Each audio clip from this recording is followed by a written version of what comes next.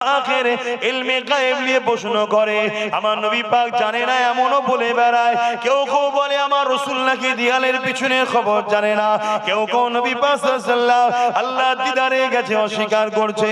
এ যুবকেরা, তরুণেরা, বাপেরা, এদের সবার লক্ষ্য একটা, আমাদেরকে এই কথাগুলো শিখিয়ে বেঈমান বানাবে।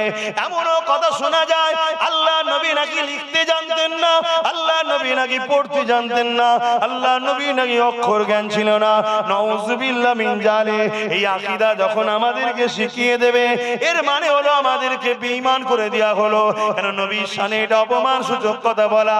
কেন নবী পাক লিখতে জানতেন, নবী পাক পড়তে জানতেন, নবী পাকের অক্ষর জ্ঞান ছিল, কিন্তু আমার নবী লিখতেন না। কেন লিখতেন না?